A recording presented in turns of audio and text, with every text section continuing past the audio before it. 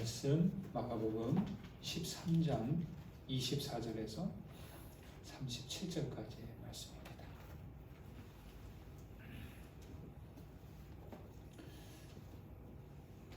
봉독합니다. 그때 그 환난 후 해가 어두워지며 달이 빛을 내지 아니하며 별들이 하늘에서 떨어지며 하늘에 있는 권능들이 흔들리리라. 그때에 인자가 구름을 타고 큰 권능과 영광으로 오는 것을 사람들이 보리라. 또 그때에 그가 천사들을 보내어 자기가 택하신 자들을 땅끝으로부터 하늘 끝까지 사방에서 모으리라. 무화과 나무의 비유를 배우라. 그 가지가 연하여지고 잎사귀를 내면 여름이 가까운 줄 아나니 이와 같이 너희가 이런 일이 일어나는 것을 보거든 인자가 가까이 곧 문 앞에 이른 줄 알라. 내가 진실로 너희에게 말하노니 이 세대가 지나가기 전에 이 일이 다 일어나리라. 천지는 없어지겠으나 내 말은 없어지지 아니하리라. 그러나 그날과 그때는 아무도 모르나니 하늘에 있는 천사들도 아들도 모르고 아버지만 아시느니라. 주의하라, 깨어있으라. 그때가 언제인지 알지 못함이라. 가령 사람이 집을 떠나 타국으로 갈 때에 그 종들에게 권한을 주어 각각 사물을 맡기며 문지기에게 깨어있으라 명함과 같으니 그러므로 깨어있으라. 집주인이 언제 올는지 혹 저물 때일는지 밤중일는지 다굴 때일는지 새벽일는지 너희가 알지 못함이라. 그가 후련히 와서 너희가 자는 것을 보지 않도록 하라. 깨어있으라. 내가 너희에게 하는 이 말은 모든 사람에게 하는 말이니라 하시니라. 아멘.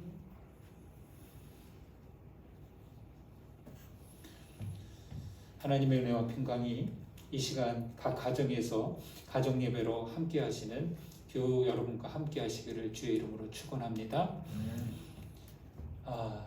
마침내 제천 지역에도 코로나19 바이러스가 들어왔습니다.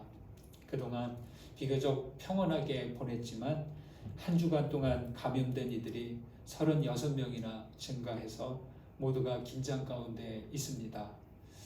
누가 알고 그랬을까요?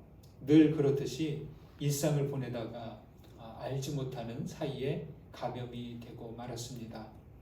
아쉬운 것은 보이지 않는 바이러스에 대해 우리가 더 민감하지 못했음을 인정할 수밖에 없습니다. 한 해 동안 코로나19가 유행하는 진행하는 그 패턴을 보면서 저는 그 모습이 마치 밀물과 썰물 같다는 생각이 들었습니다. 바닷물은 달의 인력에 이끌려서 하루에 2번씩 밀물과 썰물을 반복하죠. 내륙에서는 이 간조 시간을 의식하지 않지만 어부들과 바닷가 사람들은 간조 시간을 늘 생각하면서 지냅니다. 물때를 생각하지 않고서는 일을 할 수 없기 때문이죠. 간혹 갯벌에 나갔다가 미처 밀물때를 잊어서 갯벌에 갇히는 사고를 뉴스에서 종종 듣습니다. 코로나19 유행의 시기는 불규칙하지만 거리두기 단계를 높이면 썰물처럼 낮아지고 다시 단계를 낮추면 밀물처럼 들어옵니다. 확실한 백신과 치료제가 나와 보급될 때까지 아무래도 긴장을 풀어서는 안 되겠습니다. 밀물의 때를 잊지 않고 깨어 있어야 하듯이 우리는 지금 깨어 있어 바이러스가 들고 나는 것을 지켜보아야 하겠습니다. 중대본에선 사회적 거리 두기를 시행하고 방역 지침을 꾸준하게 강조하는데 그 이유는 무엇일까요? 한 가지뿐입니다. 바이러스 전파를 억제하기 위해 긴장하고 깨어 있으라는 것이죠. 저는 올해 들어서 휴대폰에 재난 알림 문자 수신을 켜놓았습니다. 그 이유는 재난 문자가 바이러스 감염과 확산에 대해서 깨어 있도록 도와주기 때문입니다. 문자 도착 소리에 놀라고 번거로울 수도 있겠지만 그러나 이것이 깨어 있기 위해서 가장 좋은 방법인 듯합니다. 여러분 살면서 신경 쓰고 챙겨야 될 일들이 한두 가지가 아닙니다. 사실 산다는 일이 그리 간단하지 않죠. 피로감을 느낄 때가 많습니다. 하지만 살아갈 힘 주시는 하나님 계심을 믿고 살아낼 수 있습니다. 저는 종종 히브리서 12장의 말씀을 통해서 위로와 격려를 받습니다. 그러므로 피곤한 손과 연약한 무릎을 일으켜 세우고 너희 발을 위하여 곧은 길을 만들어 저는 다리로 하여금 어그러지지 않고 고침을 받게 하라. 대강절 첫 주에 주신 마가복음 13장의 말씀 주제는요, 깨어 있으라입니다. 깨어 있으라는 말씀은 심판의 경고 끝에 하시는 말씀입니다.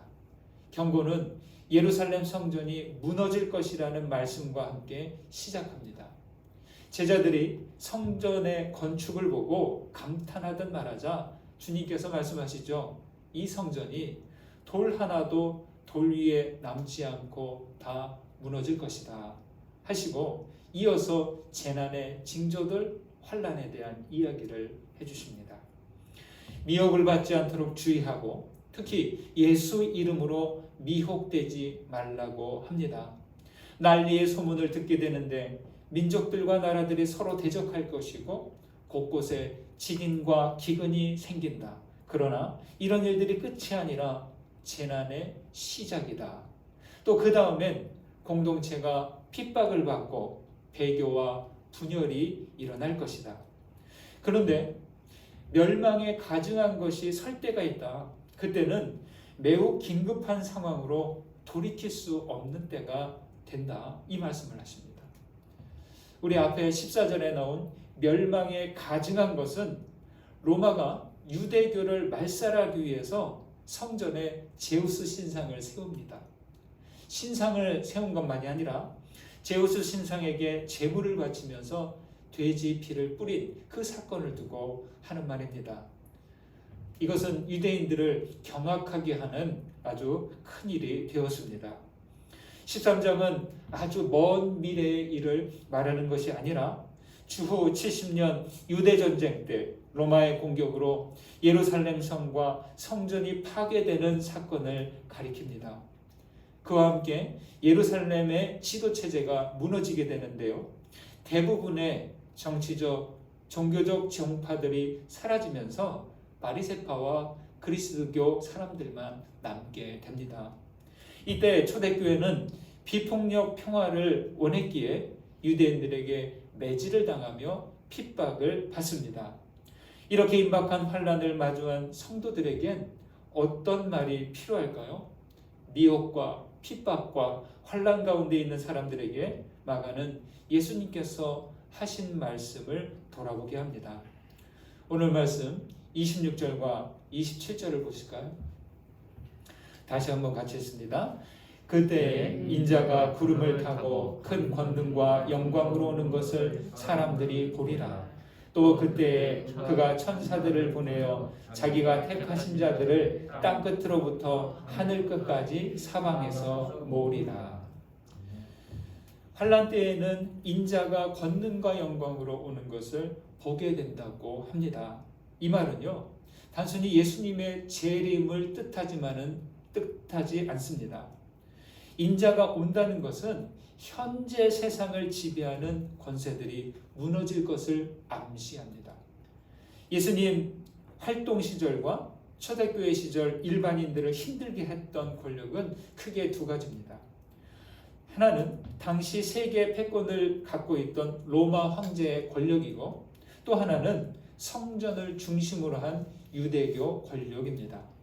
2절에서 성전이 무너진다는 것은 성전 중심의 유대교가 무너진 것을 말하고 25절에서는 별들이 떨어지고 하늘의 권능들이 흔들린다고 하는데 이것은 다니엘서에서 나온 말로 로마와 같은 지배 권력 체제가 무너질 것을 암시합니다. 따라서 인자가 구름을 타고 큰 권능과 영광으로 온다는 말은 땅의 불의한 권력들이 무너질 것을 예고합니다. 여러분, 권력은 사람들을 위해서 사용되어야 하지만 역사와 현실은 그렇지 못함을 보여주었습니다. 권력은요, 언제나 자기중심적이에요. 그래서 타인의 불행까지 이용합니다. 러시아의 작가 솔제니치는 그의 책 수용소 군도에서 권력을 독에 비유하는데요. 일단 그 권력이라는 독에 감염되면 구원의 길이 없다고 합니다. 왜냐하면 권력은 그만큼 매력적이고 동시에 자아도취에 빠지게 하기 때문에 빠져나오지 못하게 되는 것이죠. 에리 프롬이라는 사상가는요, 이렇게 권력을 말합니다. 권력에는 합리적 신앙이 없고 권력을 유지하려는 소망이 있을 뿐이다. 여러분, 그래서요, 신앙과 권력은 상호 부딪히게 되어 있다고 합니다. 신앙을 바탕으로 한 모든 종교는요, 정치 체계가 또 그 종교와 정치 체계가 권력과 결탁하면 그 끝은 부패하고 그 가진 힘을 상실하게 된다고 합니다. 여러분, 권력은요, 가장 현실적이지만 동시에 가장 불안정하기에 오래가지 못하는 것이죠. 그래서 옛말에 권불 10년이라고 한 이유가 여기에 있는 것 같습니다. 예수님께서는 얼마든지 권력을 잡으실 수 있었습니다. 마귀는 집요하게 예수님의 권력력을 충동했지만 주님은 철저하게 거부하셨습니다. 광야에서 받은 시험이 바로 그것을 말해줍니다. 주님은 권능은 있으셨어요. 그런데 권력은 붙잡지 않으셨습니다. 보통 세상을 구원하기 위해선 권력이 있어야 한다고 하지만 주님은 권력이 아니라 사랑의 힘으로 이 세상을 구원하셨습니다. 그리고 다시 오시는 주님은 택하신 자들을 사방에서 모으신다고 합니다. 주님이 불러 모으시는 자들은 어떤 사람들일까요? 성전의 권력에 의지하지 않는 사람들일 것입니다. 로마와 같은 제국의 권력을 선망하는 사람들은 아닐 것입니다. 환난과 핍박의 때에 미혹되거나 낙심하지 않는 사람들일 것입니다. 그들은 그리스도께서 오실 것을 애타게 기다리고 있는 사람들입니다. 고린도전서 1장에서 바울 사도는 이렇게 말하죠. 너희가 모든 은사에 부족함이 없이 우리 주 예수 그리스도의 나타나심을 기다림이라. 주께서 너희를 우리 주 예수 그리스도의 날에 책망할 것이 없는 자로 끝까지 견고하게 하시리라. 너희를 불러 그의 아들 예수 그리스도 우리 주와 더불어 교제하게 하시는 하나님은 미쁘시도다. 그리스도께서는요, 혼자서 움직이시는 분이 아니십니다. 구원의 완성과 하나님의 나라는 땅과 분리되지 않습니다. 주님께서 다시 오시겠다고 하신 이유가 여기에 있습니다. 여러분, 그리스도께서 나타나심을 기다리고 있습니까? 주님 기다림을 멈추지 마십시오. 여러분 모두 주님의 날에 주께서 사방에서 모으시는 그 택하신 분들이 되시기를 간절히 소망합니다. 그 다음 28절과 29절을 보실까요? 함께 읽습니다.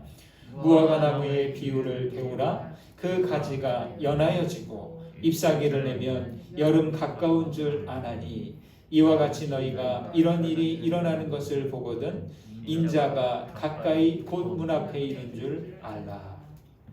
인자가 오는 것을 보리라고 말씀하시고 갑자기 무화과 비유 이야기를 하시는데 왜일까요? 몇 날 몇 시를 말씀하지 않고 무르익은 때를 살피라고 합니다. 대부분 나무들은 언제 잎을 핍니까? 봄에 잎을 내고 꽃을 피워서 열매를 일찍 맺습니다. 그에 비해 무화과 나무는 다른 거에 비해서 많이 늦습니다. 무화과 나무는 늦게 피어서 늦게 열매를 맺는 나무죠. 그래서 무화과 나무 잎이 있다는 것은 뭐냐? 아, 여름이 가까웠구나. 이것을 알 수 있는 거죠. 나무에 달린 사과가 어느 날 툭 하고 떨어졌습니다. 왜 떨어졌을까요? 과학자들은 사과가 나무에서 떨어진 것을 이렇게 말하죠. 만유 인력 때문이다. 지구가 끌어당기는 힘이 있어서 떨어진 것이다. 그런데요, 사과는요, 떨어질 때가 되었기 때문에 떨어진 것입니다. 농사의 비결 가운데 하나는 때를 맞추는 일이라고 하죠.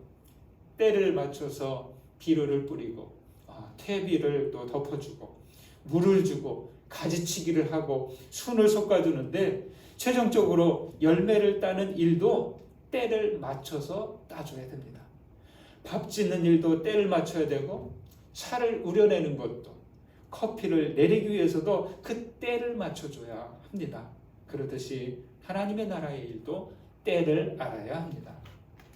선지자 예레미야는 이렇게 말했습니다.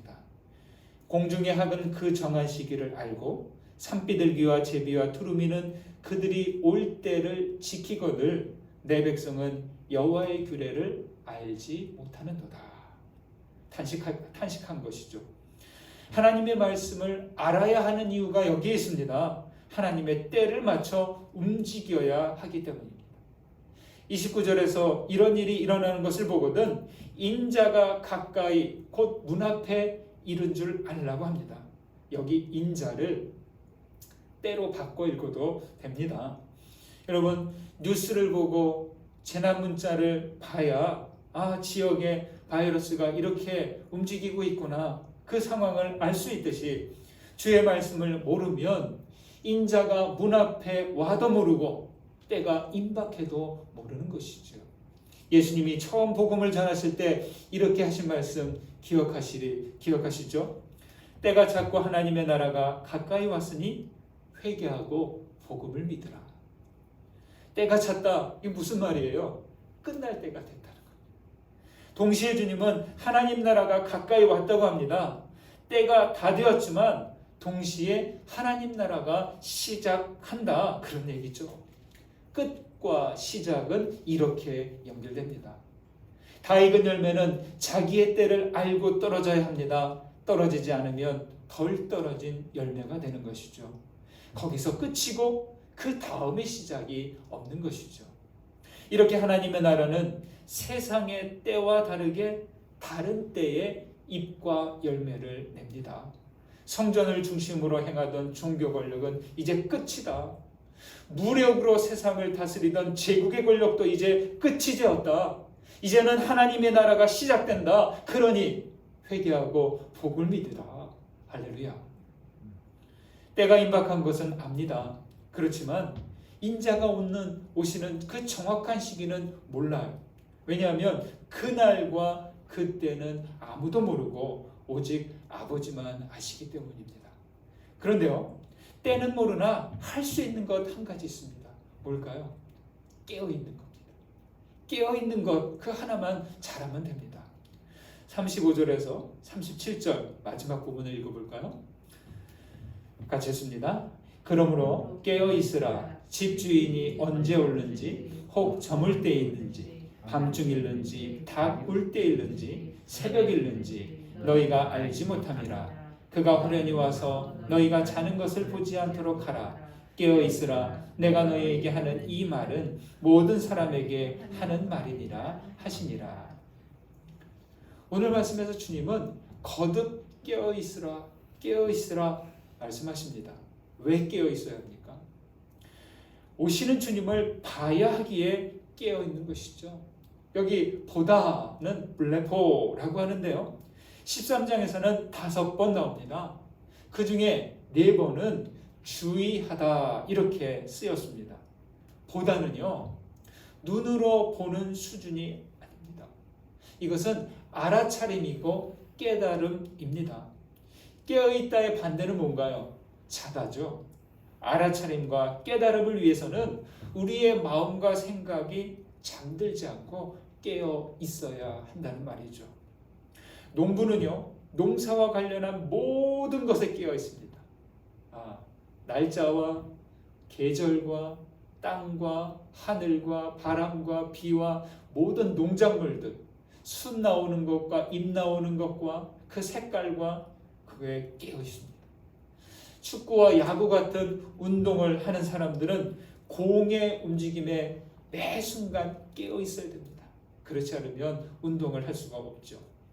음식을 만드는 사람들은 식재료와 먹는 사람들에게 깨어 있어야 하고, 선생님들은 학생들에게, 의사는 환자들에게 깨어 있어야 합니다. 우리 그리스도인들은 하나님과 이웃에게 깨어 있어야 합니다. 그리고 요즘 우리는 코로나19 바이러스에 대해서도 깨어 있어야 합니다. 동방 박사는요, 별빛을 통해서 하나님께 깨어 있었어요. 목자들은 밤에 양을 치면서 하나님께 깨어 있었습니다. 그들은 깨어 있었기에 그리스도의 오심을 볼 수 있었습니다. 사랑하는 여러분, 여러분은 무엇을 하며 깨어 있으시겠습니까? 군복무 시절 저의 추억 한 가지를 말씀드리고자 합니다. 저는 경비소대에 배치되어서 정문 위병 근무와 야간에 부대장 관사 경비를 섰습니다. 관사 야간 경비는 2인 1조로 근무하는데요. 어느 날 후임자 한 명과 같이 자정을 지난 시간에 경계를 섰습니다.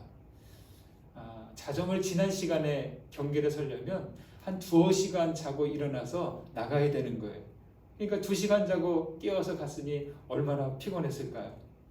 관사 입구 한쪽에는요, 바람과 추위를 막을 수 있는 나무로 된 작은 초소가 있습니다. 그날 밤 저는 피로가 쌓여서인지 매우 피곤한 상태였는데요. 그런 저를 후임자가 배려해서 자기가 경계를 설 테니 초소 안에 들어가서 잠깐 쉬라고 배려해 주었습니다. 들어가자마자 졸음이 쏟아졌고 잠깐 잠이 들고 말았습니다. 그런데요, 졸다가 갑자기 한기가 느껴지는 겁니다. 이게 추운 거예요. 눈을 떠보니까요, 초소문이 열려 있고 누군가 아무 말도 않고 가만히 서 있는 거예요. 누굴까요? 후임병은 아니고 바로 부대장님을 보좌하는 부관 장교님이었습니다. 예, 정신이 번쩍 들어서 이렇게 긴장하고 있는데 부관이 아주 낮은 목소리로 이렇게 말하는 겁니다. 한 놈은 어디 갔어? 다른 한 놈은 어디 갔어? 저는 더 정신이 번쩍 들었습니다. 저야 졸다가 이렇게 들킨 것도 잘못이지만 같이 있어야 될 후임병사가 없잖아요. 더 깜짝 놀라는 거예요. 어떻게 됐을까요? 그때 마침 후임병이 반대쪽 건물 모퉁이에서 달려왔습니다. 아마 화장실을 다녀온 듯 했습니다. 저와 후임병은 어떻게 됐을까요? 그 자리에서 심야에 부관에게 얼차려를 받고 호된 꾸지람을 들었습니다. 만약에 이게 보고가 들어간다면 큰 징계를 받아도 할 말이 없는 일인데 부관은 마침 저희 소대장님과 친분이 있어서 야단만 치고 넘어가 주었습니다. 저와 그 후임병은 경계의 기본이 무엇인지를 소홀히 했던 것이죠. 만약 부대장이 없다면, 그 부관이 아니라 부대장이 밤에 잠깐 나왔다가 그 상황을 보았다면 어떻게 되었을까요? 이건 말로 설명할 수 없는 안 좋은 상황이 됩니다. 돌아보면 참 부끄러운 추억으로 그때의 일은 저에게 깨어 있다는 것이 얼마나 중요한지를 깨닫게 해 주었습니다. 주님께서는 자기 집에 주인이 자기 집에 올 때 잠들어 있지 말라고 말씀합니다. 여러분, 교회는요, 다시 오실 주님께서 두드리시는 문이 됩니다. 이게 중요합니다. 교회에게 주어진 사명이 바로 이것입니다. 그리스도인들은 어떤 사람들이에요? 주님께서 문을 두드리실 때 문을 열어드리는 그런 문지기들이 됩니다. 따라서 우리 성도들이, 그리스도인들이 잠들어 있으면 안 되죠. 하지만 우리들이 사는 현실은 어떻습니까? 여러 가지로 분주하고 피곤합니다. 이전에 비해 우리 시대 신앙인들은 영적 체력이 약해진 듯하고 영적 예민함이 떨어진 듯 합니다. 다른 일에 힘을 소모해서 피곤해 지치고 막상 필요할 때에 깨어있지 못하는 것이죠. 올해 코로나19 대유행으로 인한 상황을 돌아보십시오. 바이러스 감염병은 일부분만을 힘들게 하지 않습니다. 사람과 관계된 모든 분야를 멈추게 만듭니다. 한 지역뿐만이 아니라 전 세계를 단번에 혼란스럽게 만들었습니다.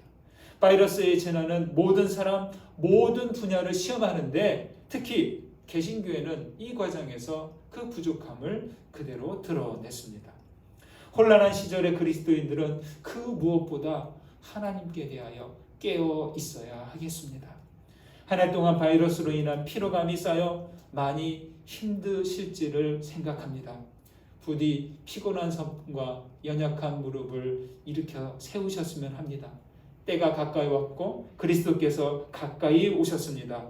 더욱 주의하고 깨어 주님을 바라보시면서 이 대강절기를 지내시는 우리 모두 되시기를 주의 이름으로 축원드립니다. 받은 은혜 감사하면서 거듭의 기도 드립니다. 말씀 가운데 울림이 되고 깨닫게 한 것이 있다면 하나님께 감사드리시고 기도하시기 바랍니다.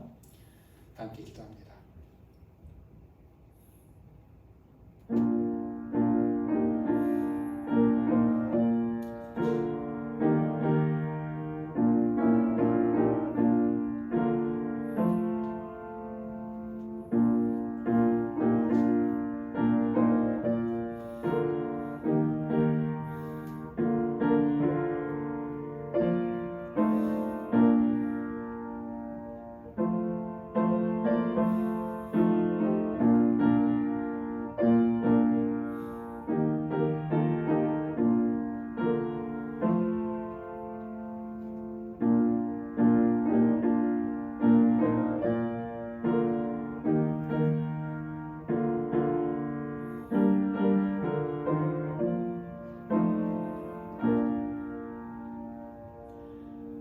자비하신 하나님, 초대교회는 혼란의 한가운데를 지나면서 인자의 오심을 바라보았습니다.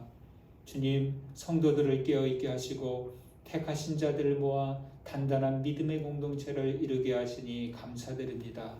주님, 주님께서는 우리를 택하시어 사방에서 모아주셨습니다. 우리 일상은 분주하고 불안과 두려움이 파도처럼 밀려온다 해도 우리는 깨어있는 문지기가 되기를 원합니다. 주님, 우리를 친히 이끄시어 주께서 의도하시는 때를 따라 잎을 내고 열매를 맺는 교회 되게 하옵소서. 예수 그리스도의 이름으로 기도드립니다. 아멘.